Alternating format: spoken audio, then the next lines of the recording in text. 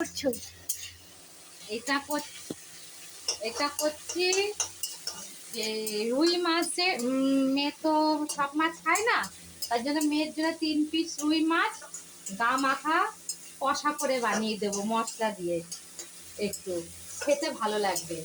আর আমাদের জন্য বড় তেলাপিয়া মাছ এনেছে, কিছুটা রেখে দিচ্ছি, 3জন মানুষে একবেলা মাছ খাবো, তাই এই 3টে পিস করবো, এরকমই কষা কষা গা মাখা করবো।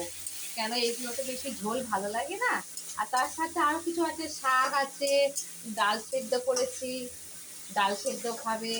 আজকের দিনে এই করবো, আর কিছু করবো না, অনেক বেলা হয়ে গেছে, ওর বাবার আজকে ছুটি আছে, তা অনেক বাজার ঘাট করে, ওগুলো গোছাগুছি থাকে, মাছ মাংস ধোয়াধুয়ি থাকে, তো এই জন্য ব্যস্ত থাকি। বেশি কিছু করবো না, তাই করে ছেড়ে দেবো আজকের মতন। আবার রাতে আবার দেখা যাবে কি করব না করব, রাতের পর্ব আছে। তারপর এটা কি? তারপরে এগুলো হচ্ছে আমার ডগিদের খাওয়া হয়ে গেছে, ওদের আজকে মাছের পেটি সেদ্ধ দিয়েছি। শুধু ঝোল আছে তো? না না, আমাদের খাওয়া হয়ে গেছে, মাছ তোলা হয়ে গেছে, এখন ওর মধ্যে মাছ আছে, 2 পিস মাছ আছে, ছোট মাছ আছে, পিনির জন্য মাছ আছে, ওইগুলো রাতের বেলা। ওদের তো আবার একটু করে ঝোল লাগে, ওর মধ্যে